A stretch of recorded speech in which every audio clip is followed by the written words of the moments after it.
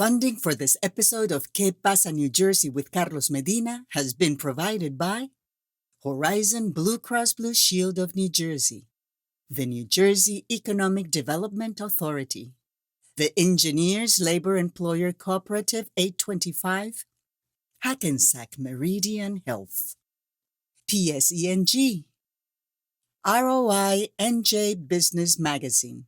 Hola familia, welcome to this month's episode of Que Pasa. Did you know that Latinos make up nearly 20% of the US population, but hold less than 5% of lead roles on screen and just 3% on Broadway?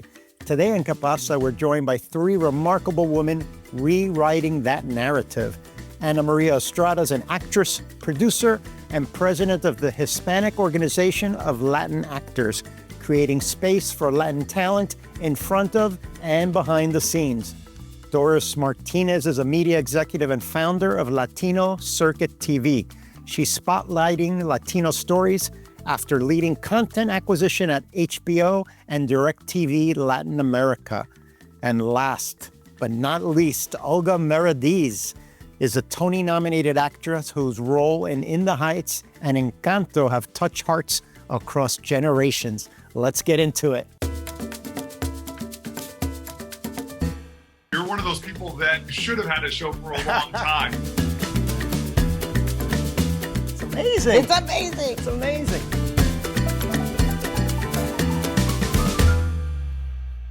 First up, we have Maria Estrada. She's an actress, producer, and entrepreneur who's made her mark both on screen and behind the scenes. As the founder of the award-winning theater company Rasgos and the current president of the Hispanic Organization of Latin Actors, Maria is using her voice to elevate others and expand opportunities. Welcome to Que Pasa, Maria. ¿Qué pasa, Carlos? Thank you for joining us. I know you come from Peru. Tell me your experience coming from Peru, getting into acting, and how that experience and that background helped you with your journey. Sure. First of all, I would like to thank you for having me here. It's an honor to share my story. I really feel very special. Well, coming from Peru, being Peruvian and actress and having all this dream, I started acting when I was 9 years old. And my parents saw that there was a potential because they always saw me walking in the house, talking with myself because I always felt that the camera was following me. So they thought that I was crazy. But in reality, I was doing whatever I was doing. I was telling the audience how to clean the table, how to do the dishes. So finally, my mother said, I think she's a theater actress. So she took me to this school in Lince, in Lima. And immediately, I didn't want to leave. The people that were there matching me because nobody thought they were crazy because they all talk, they all creating, they all paint imaginary walls. And that was the people that I belonged to. And then my father decided to come to the United States because it was difficult for him. We had my kids, and my father wanted to have better future for us. And I was very happy where I was. So let's fast forward. You've been to the White House. You Yes. Are now recently producing your own films. Yes. Tell me about that pivot of Okay. what motivated you to make that pivot. Okay, it's very interesting. I do it here, theater in New York, create my own group, the Rasco Theater. I worked and I did a lot of shows with not only, with Rasco, pero it was La Noche de los Asesinos. It was a great play. Pancho Villa. We went to with the Ollantay. We went to Peru with a play. It was a great time, and it was a moment that I felt that I couldn't support anymore the group because it was expensive. Sure. So I got dry, and I was not receiving money from anywhere. So I decided to take back a little bit and make some money and then come back. And in this whole thing, I decided to go to Tibet. I decided to go to travel. I went to India. I collect myself. I try to know who I am because I lost sense of who this woman is. I didn't know if I was Little Red Hood or I was Cinderella, or I was one of my characters. Sure, sure. Because you can lose on those characters, And I say, who is Ana Maria Estrada? And I had no idea. So I went to look for myself in India. I came back, and one of the organizers of they were asking for who made the difference, who was this young person, who was entrepreneur, and who was the woman from Rascals. And they approached me and said, we would like to honor you. And, and it was from the Obama administration. They were honor Latino actresses and actors and people that made the difference. And they invited me, and I was like totally surprised they did. And I also presented my show in one of the places of the White House, and it had a lot of audience. It was really kind of neat. My parents, my whole family went there, and they couldn't believe that. And I said to my father, thank you for bringing me here. That's beautiful. That's a beautiful story to be recognized like that. You were also recognized by an organization called HOLA, which promotes Hispanic actors in the New York area. Exactly. And fast forward, you're now president of HOLA. Tell me about how that award felt, and then what were the steps from award recipient to running the entire nonprofit? It was a need of, I think I always want to give, and I always want to bring new talent. And I think how it was difficult for me, I wanted for people to be prepared. So HOLA has been since 1975, and Ria has advocating for the Latino actors, for have more representation in the entertainment. And I think it's important to protect HOLA, because it's an important for us, for the Latino, for the Hispanic, because we fight for more representation, not just to be the typical Latino that cleans the house and does those small parts. But we are already able to do big parts. So now my function as a president of the HOLA, we're trying to expand. Now we have the La Academia de las Artes want to join us. We wanted to go to Hispanoamerica, Latino America, and bring all that together and expand culture. Take some teachers to, for example, say Peru, and bring some teachers from there to here. I think we could really expand. I think we have to embrace the talents, we have to embrace the creativity. And that's what we are now in HOLA, try to expand. And we're going to have our wonderful gala. Lin-Manuel is our guest, and he's going to receive the Raul Julia Award. And it's going to be October the 6th, and I hope you come. Sure. The award is going to be fabulous, wonderful, and we're going to be 50 years. Amazing. Fighting, and fighting. And here we are. Ana Maria, thank you for joining Que Pasa. And really, in my heart, thank you for what you do for the Hispanic community, the arts community in New York. It's very important today, in today's climate, that we tell our stories, that we share our experiences.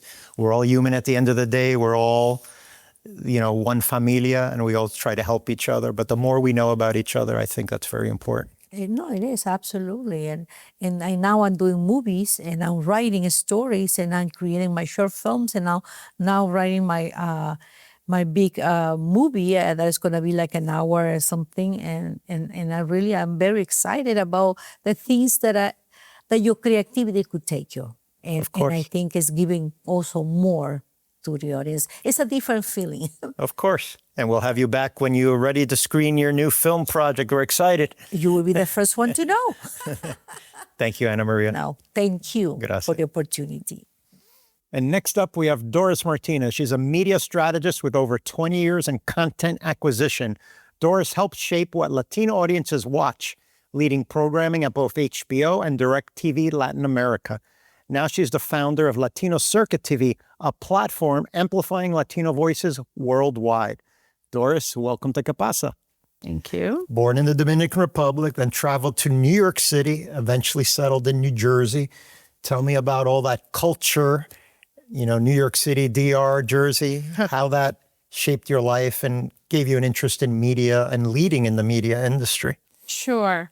So I came at a young age. I was about 10 from the Dominican Republic. And we actually came to Manhattan in the Upper West Side. So I was brought up in the Upper West Side right next to a synagogue, but our building was mostly Latinos.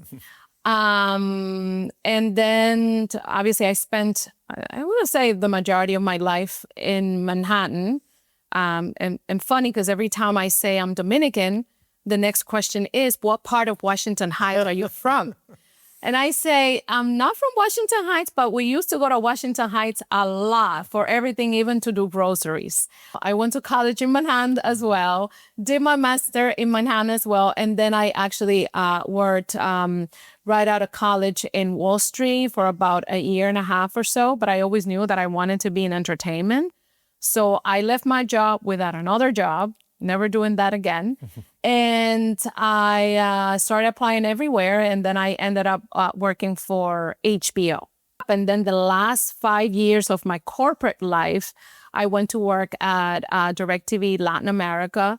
And then after surviving many, many mergers, they decided to close the New York office. And I was a consultant for a little bit.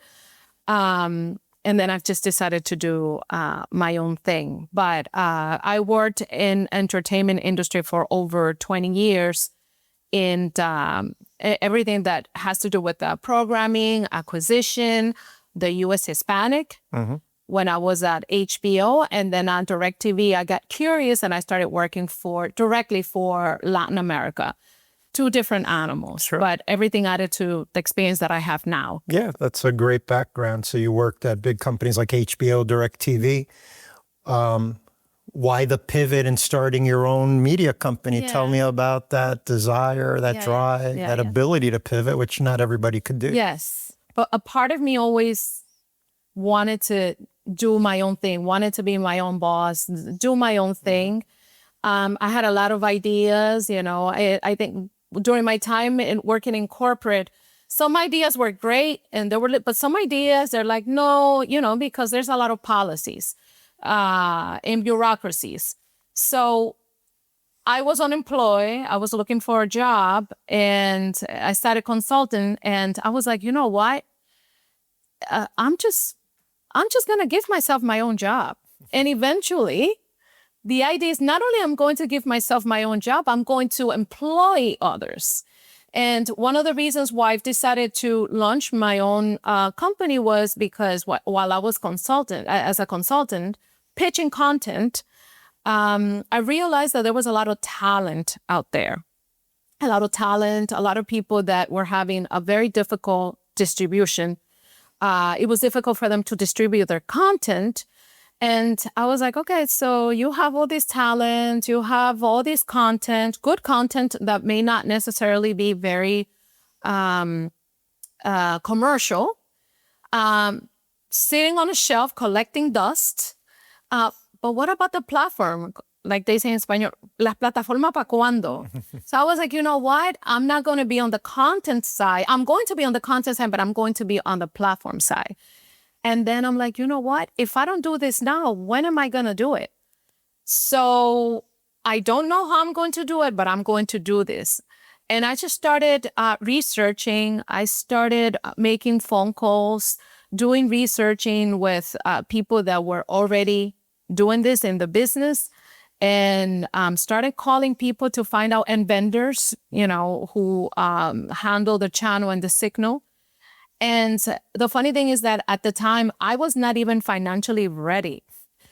But I did all the research. So when the time came, I was ready to go and I did it. And it's been great. It's difficult. It's still difficult, but I don't regret it for 1 second.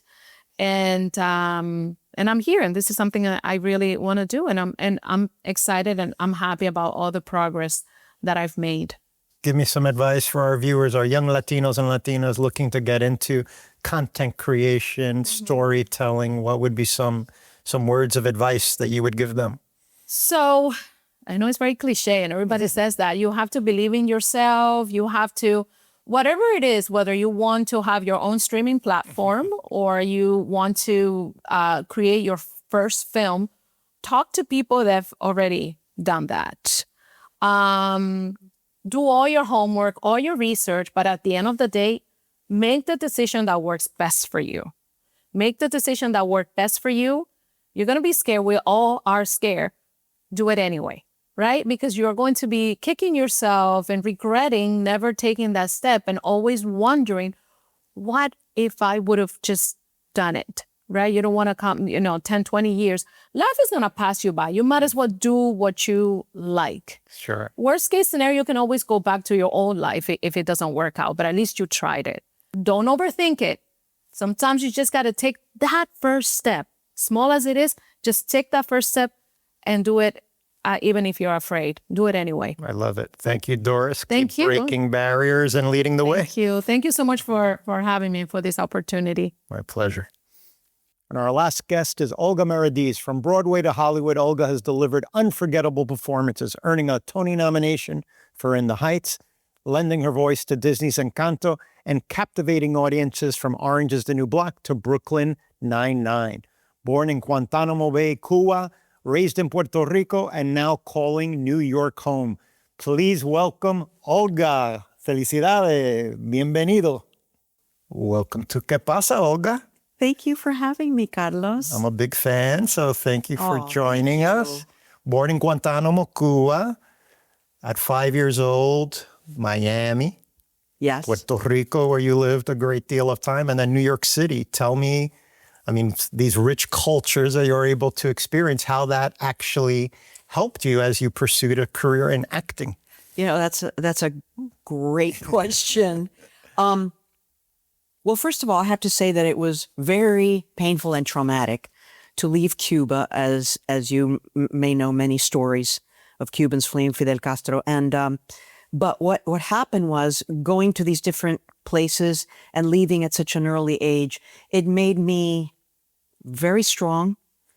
It taught me observation, because we were always changing and we were welcomed into a foreign land, a different culture, right? And it also taught me that you can pick up and start from scratch all over again, because I saw my parents do that.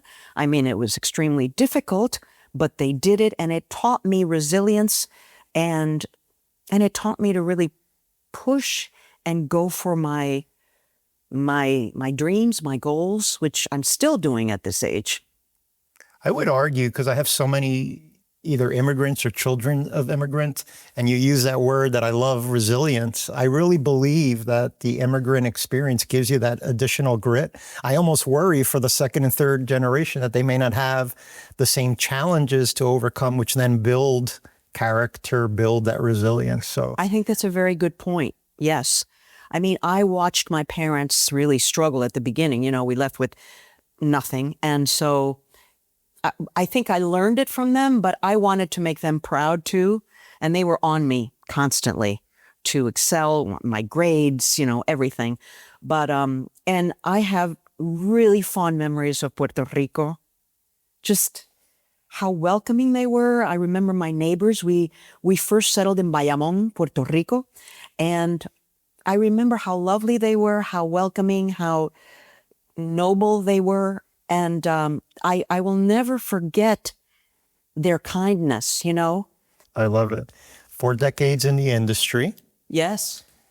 And the original Abuela Claudia from In the Heights, Lin-Manuel Miranda's masterpiece. Correct. And then you got to play the role in the film. I know. Tell me how you originated on Broadway, then you were able to play it on film. Tell me about that experience, what it's meant to your life. To me, it's an amazing character, by the way. Thank you. Thank you. Well, it was the privilege and the honor of a lifetime, not only to work with Lin-Manuel Miranda and Kiara Alegria Hudes and Tommy Kail on Broadway. But it was an honor to bring this older lady. You know, in our society, older people are invisible, right? You know, and they're the wisest people. They have so many experiences. We have so much to learn from older people, but they become invisible. So I loved playing this woman in a house coat, en una bata, you know, center stage, singing this incredible song that Lynn wrote, Paciencia y Fe. I did it off Broadway, and then to do it in the movies was just almost a miracle, really, because theater and movies don't really mix. So that was like winning the jackpot. Exactly. And Luis and Luz Miranda, who I've had on the show, had a cute cameo in the film also. Yes, I love them. So you've been on some classic Broadway shows like Man of La Mancha, Les Miserables. Yes. You know, how do you select roles to audition for? You know, what do you have the luxury of kind of being selective? I know it's a brutal industry. Yes, it is. Yeah. Very brutal. Yes. Well, I'm picky now, but when I started, Carlos, I was doing anything and everything because, you know, it's like this business. You work, you don't work. And, you know, I needed to pay my rent in Manhattan. So I would take anything that came my way. And I learned a lot because I didn't really study acting. But I had a talent for it, I guess. And so I learned a lot by doing all kinds of different roles in many different mediums, in radio and TV and film. I worked with great directors very early on. And to tell you the truth, I didn't know what I was doing. But I learned on the job almost, you know. So I guess I wasn't too picky when I started, but I am picky now. Sure, sure. You have a documentary that you're a producer on. It's called My Two Moms. I understand you even shot some of it in Cuba. Is that accurate? Yes. We shot in Cuba. We shot in Miami, where my mother lived, and New York. Okay. And it's called My Two Moms, A Story of Separation. And it's basically honoring the caretakers of my life, which my mother, of course. And I had a nanny called Madalena in Cuba that I was devastated to leave behind. And we are so connected. In fact, I just sent her a care package a week ago. Okay. And yeah, it was, and when I went to visit her, it was like we had never left each other. We were so connected. It's an incredible story. And it's honoring all the abuelas, the mothers, the tias, the caretakers in our lives. And going back to Cuba to do that was just quite an adventure. And what could our viewers catch you on next, Olga? Tell me some of your projects that are upcoming. Thank you for asking.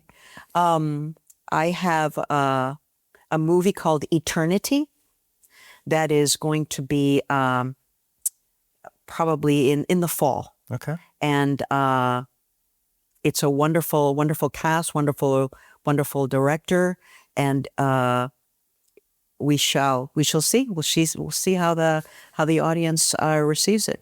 Great. Thank you for joining us. Thank you so much for having me. Un placer. Igualmente. That's a wrap. Thanks for joining us as we celebrate the stories, voices, and visionaries shaping our communities and culture. And don't forget, check us out on YouTube, Instagram, and all your social media platforms. Thank you.